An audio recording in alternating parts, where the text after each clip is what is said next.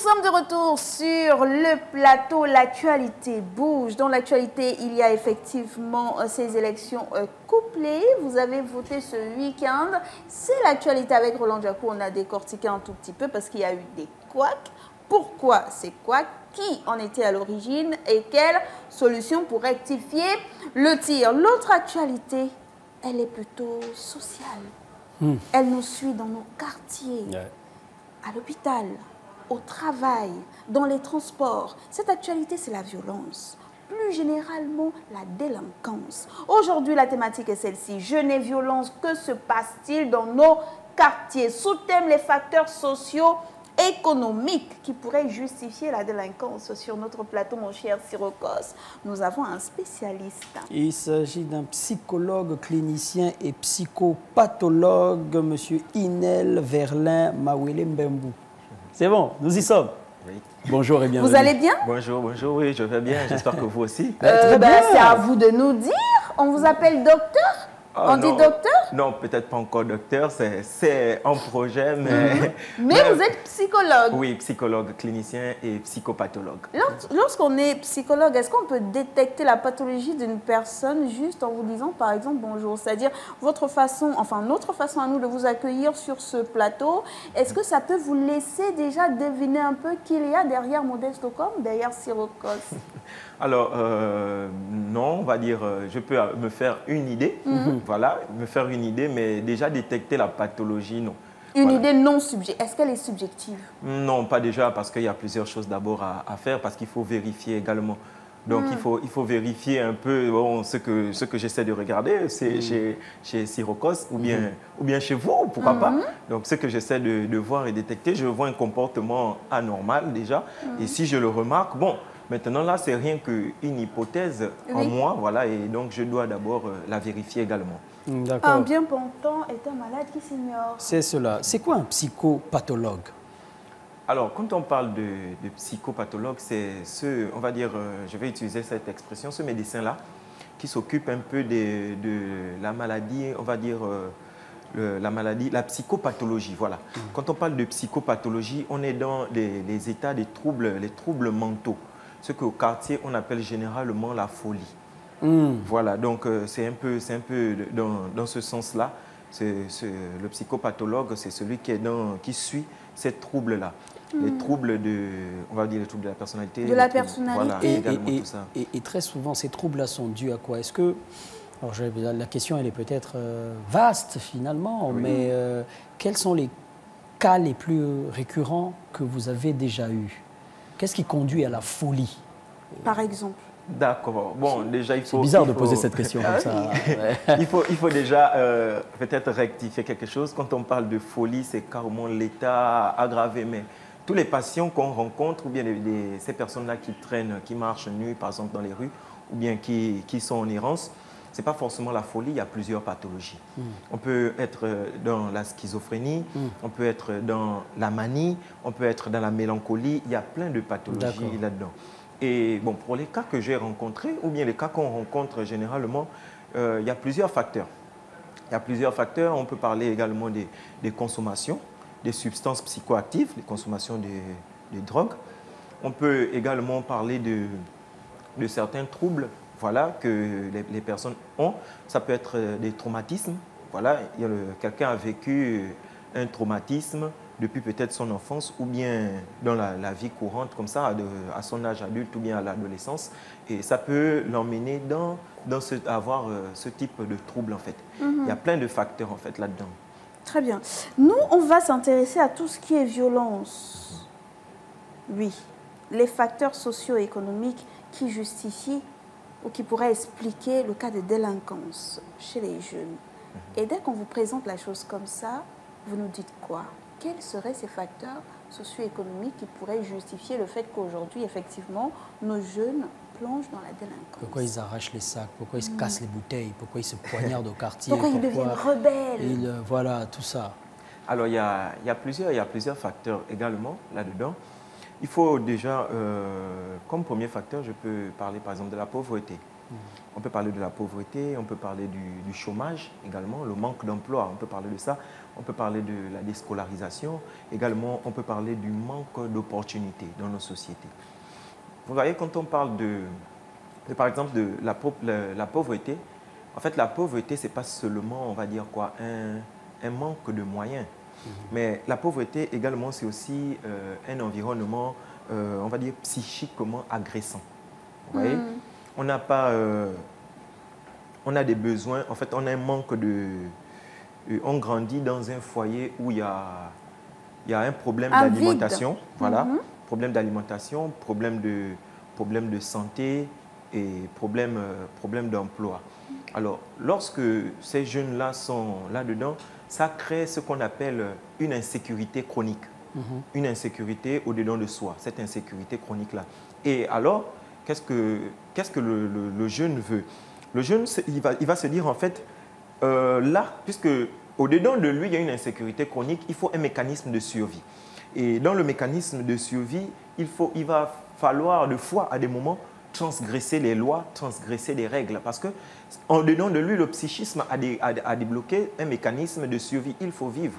Alors, étant donné qu'il doit vivre, il faut alors se battre à tout prix. Et pour se battre à tout prix, il y a des règles de fois qu'il ne faut peut-être pas respecter. D'où, du coup, quand quelqu'un veut peut-être manger, il sera certainement obligé d'arracher un sac, comme Sirocos le disait. Donc, je n'encourage pas. Je suis juste en train de... Je pensais que vous auriez dit comme Sirocos le fait. Comme Sirocos le faisait. J'ai dit, Mais non, comme vous le disiez. Monsieur le psychologue. Non, du tout. Ah, ben ça veut dire quelque chose. On est obligé de passer à autre chose. Non. Je dis comme Sirocos l'a dit, d'accord. Oui, bien sûr.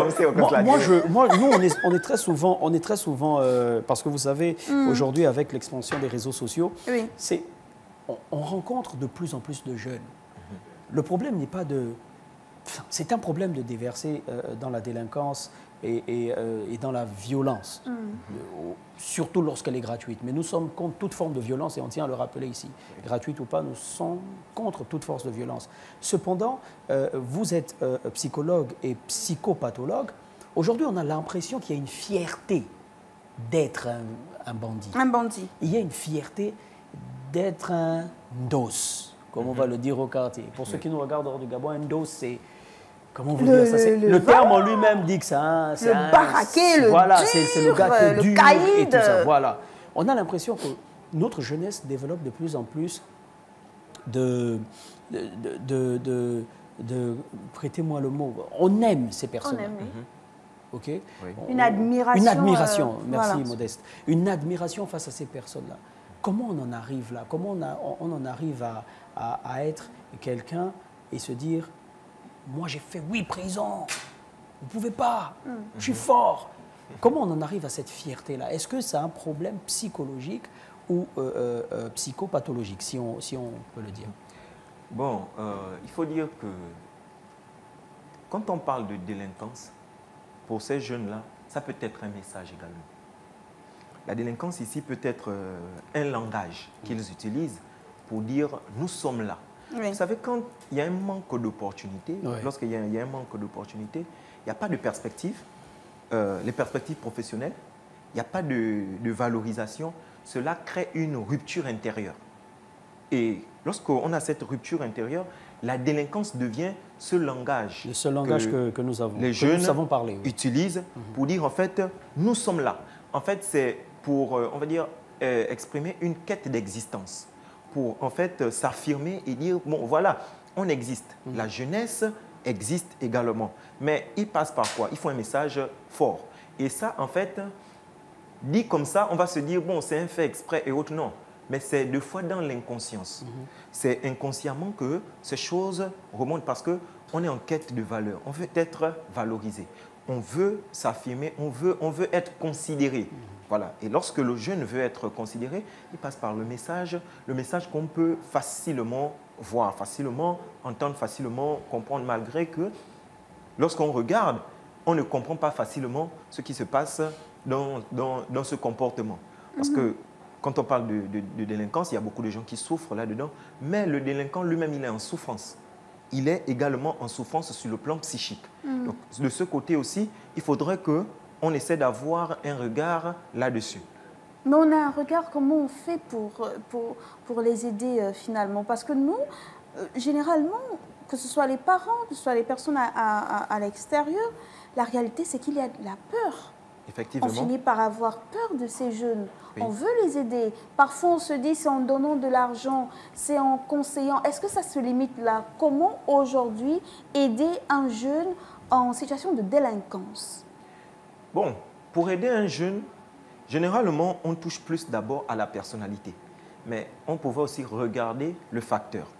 On peut toucher aux causes, régler les causes. Parce qu'on parle de la pauvreté, on parle du chômage. Comment vous savez, allez régler ces causes-là? quand on parle du chômage, le gars, il est pauvre. le chômage peut être réglé, par exemple. Le chômage peut être réglé parce que le chômage crée ce qu'on appelle une blessure narcissique.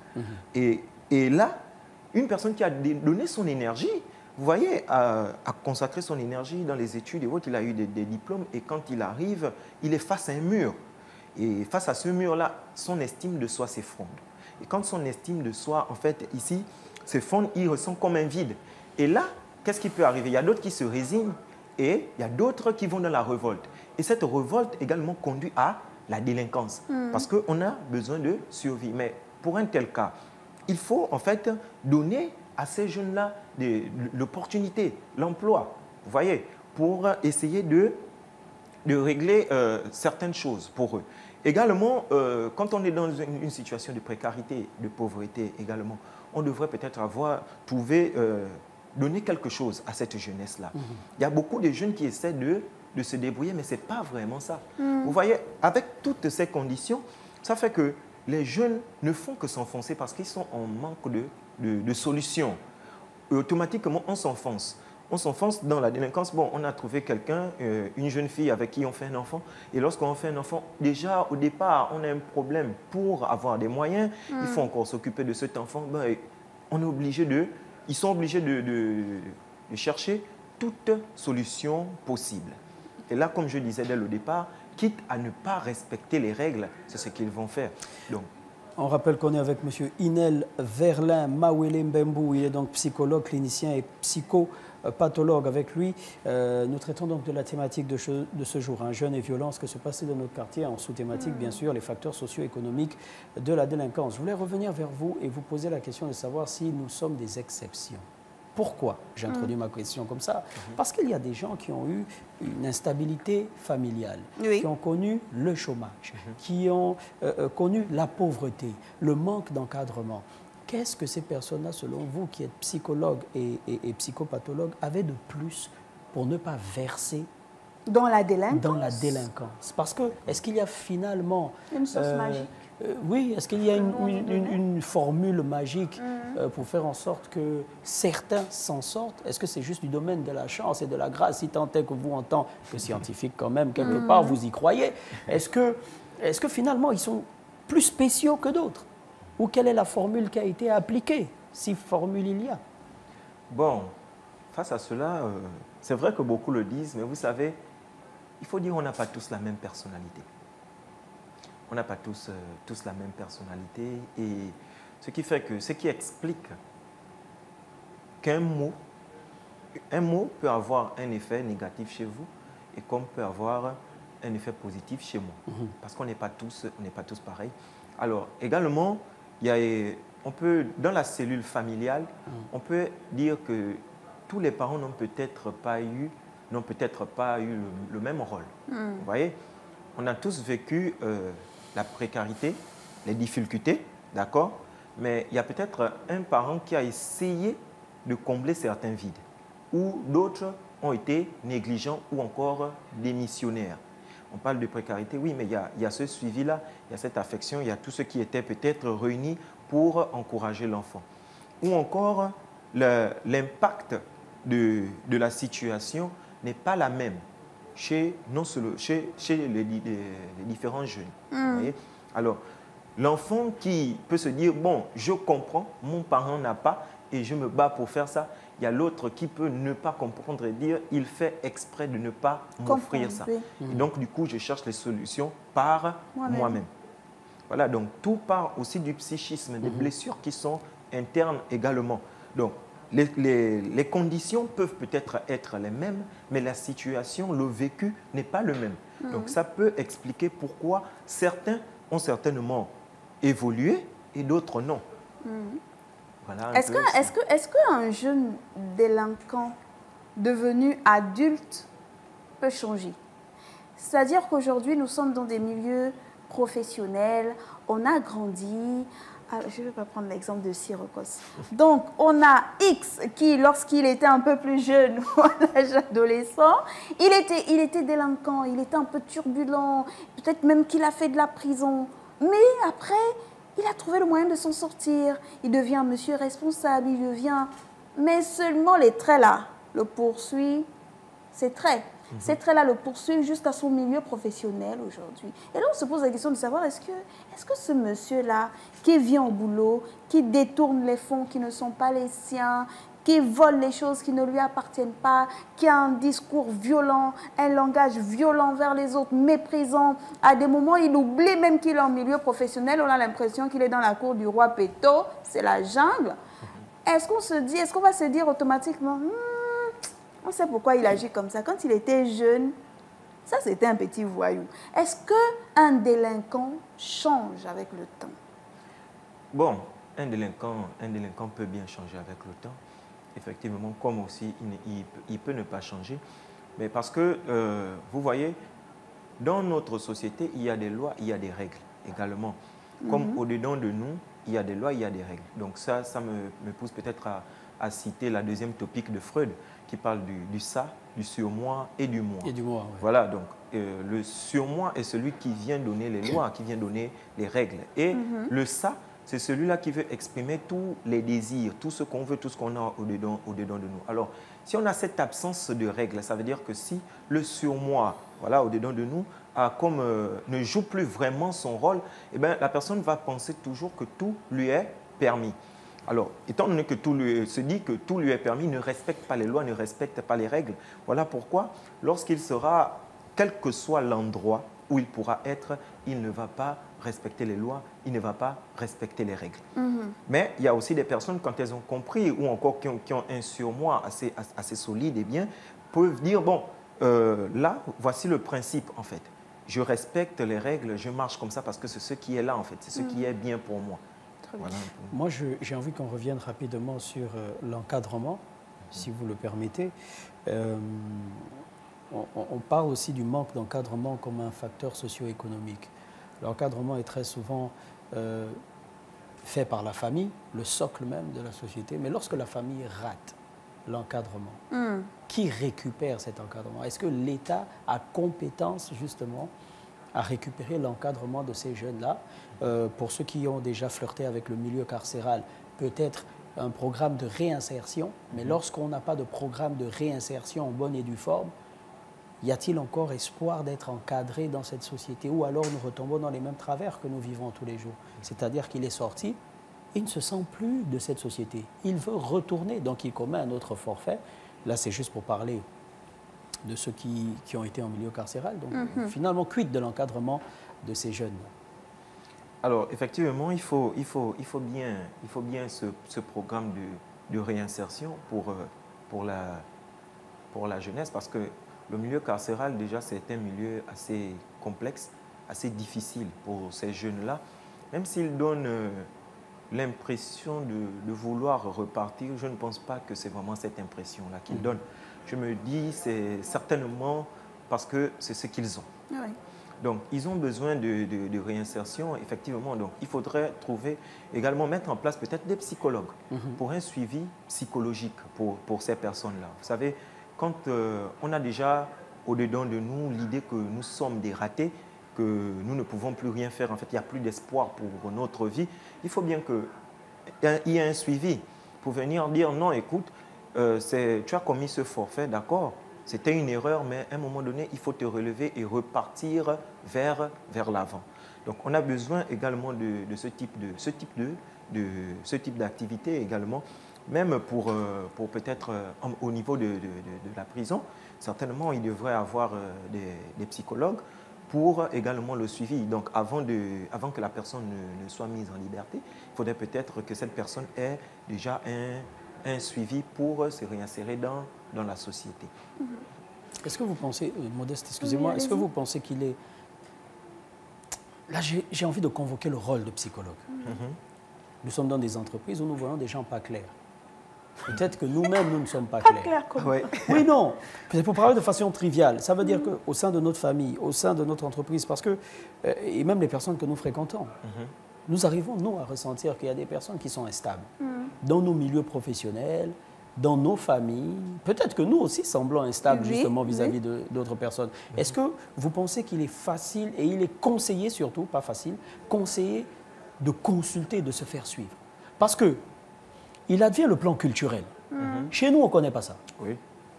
Pour nous, le psychologue, on va dire, ah, tu es un noir, tu es fort, qu'est-ce que tu vas aller faire chez un Je gars suis qui va un te dire que psychologue. oui, tu es faible, parce que ta femme ne fait Pourquoi pas ci, tu parce pars que ton époux traduire ne fait tes pas faiblesses? ça. Pourquoi tu pars Il trahir va tes te mettre, il va faiblesses? t'allonger sur un divan, il va juste écouter, prendre des notes.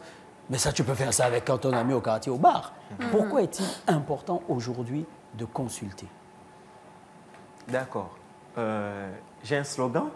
Là, je le dis toujours, c'est normal de consulter un psychologue. C'est normal. En fait, de la même manière qu'on fait un bilan de santé, on a besoin aussi de faire un bilan psychologique.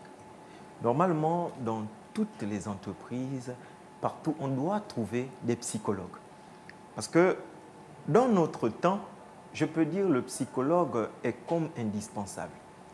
Il y a des signes qu'on ne remarque pas, mais il y a beaucoup qui dépriment. D'accord? Il y a beaucoup qui sont sous l'effet qui sont dans des dépressions, qui vivent des dépressions.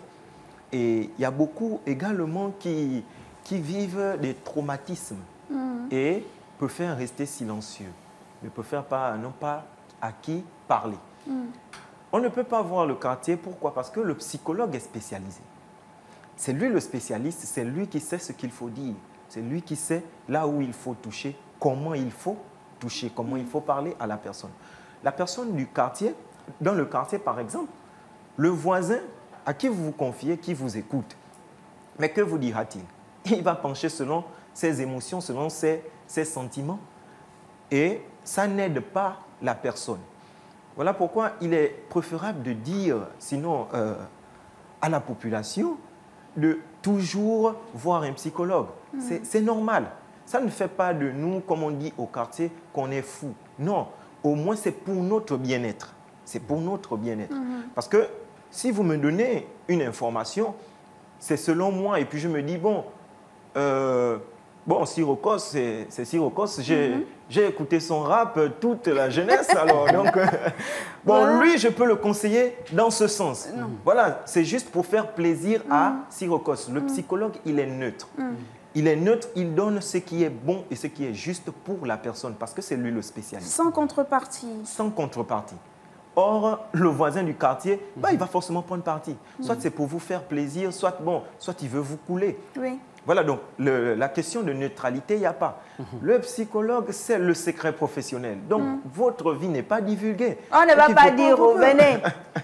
On ne dira pas, venez voir le psychologue. Et donc, on a les enfants à la maison. Comment les protéger? Comment en prendre soin? Mode d'emploi en 1 minute. Alors, déjà, il faut, pour la sécurité, il faut être là avec les enfants. L'enfant, on apprend à l'écouter. L'enfant, on le suit. Nos enfants, au jour d'aujourd'hui, pas au jour d'aujourd'hui, ce qu'on a toujours pensé de l'Africain, c'est qu'il faut torturer l'enfant. Et bizarrement, en Afrique, on frappe l'enfant pour avoir mal, pas pour qu'il comprenne. Ça, déjà, ça doit changer. Parce que quand on punit un enfant, c'est pour stopper un comportement. Voilà, donc l'enfant doit savoir pourquoi il est puni. Pas parce qu'on doit forcément blesser l'enfant. Ça crée des traumatismes chez ces enfants. D'accord? Le parent doit être celui qui est là, qui recouvre son enfant. Il y a des habitudes qui ont disparu dans nos familles. On ne mange plus ensemble. On ne pose plus certaines questions. Tout le monde est sur les téléphones. Aux enfants, voilà, chacun est sur son téléphone. Mais il faut renforcer le lien familial. Donc, si on peut avoir, même si les parents, voilà, l'emploi du temps n'est pas le même, déjà, pour toute la famille, mais ne fût-ce que le dimanche même.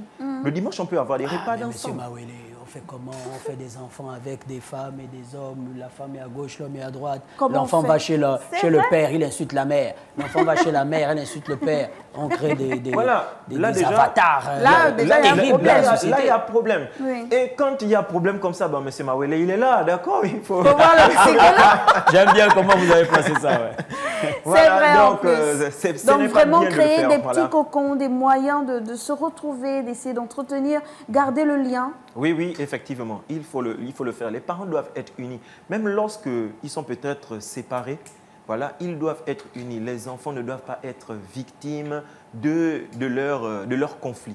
Les enfants ne doivent pas être victimes de leur conflit. Donc, papa et maman doivent avoir le même langage. Moi, j'aimerais Une bonne terminer, éducation. vraiment, dernière question. Quelle est la part des autorités là-dedans? Et ça tombe bien parce que c'est la question de Sabi Gimbi. Il dit, Quelle est la ou part? elle dit, les programmes de réinsertion sont ces programmes sont-ils réellement pensés et adaptés en fonction des besoins des personnes ou alors prédisposées? Alors, pour la réinsertion, effectivement, parce qu'il y a d'abord le suivi. Donc, on ne va pas directement prendre la personne et dire qu'on réinsère automatiquement. Non, il y a d'abord un suivi. Il y a d'abord tout un travail qui se fait derrière avec le psychologue. Donc, il faudra discuter avec la personne, enlever certaines choses, la faible estime de soi. Il faut ramener la personne à avoir une forte estime de soi. Il faut ramener la personne à avoir confiance en elle-même. Et maintenant, pour la réinsertion, on pourra comprendre par exemple, ce que la personne peut faire, ce que la personne est amenée à faire et autres. Comme ça, on pourra facilement orienter la personne. Je le dis parce que c'est ce qui se fait, par exemple, au Centre national de santé mentale. Pour des patients qui sont hospitalisés là-bas ou encore qui sont suivis là-bas pour la réinsertion, cela se fait avec non seulement les psychologues, avec en fait toute l'équipe technique qui est au niveau du Centre national de santé mentale. Et cela aussi peut être bénéfique pour le milieu carcéral, sinon les différents milieux au niveau du Gabon. Merci beaucoup. Donc, merci. Monsieur Inel Verlet Mawele Mbembu, on rappelle que vous êtes psychologue clinicien et psychopathologue. C'est souvent compliqué de dire ça. Psychopathologue. Pathologue. Voilà. Et avec vous, on traitait donc des facteurs socio-économiques de la délinquance. Nous avons votre numéro de téléphone. Nous avons des potes à vous envoyer. On le fera, ne vous inquiétez pas. On a beaucoup d'amis qui ont besoin de vous. Peut-être nous-mêmes aussi. Je suis disponible. On passera vous faire un coucou, boire un petit jus. Oui, vite fait. et Mais puis nos on va amis ont discuter. besoin de vous. Ok, il n'y a pas de problème. Non, mais merci beaucoup d'avoir accepté notre invitation.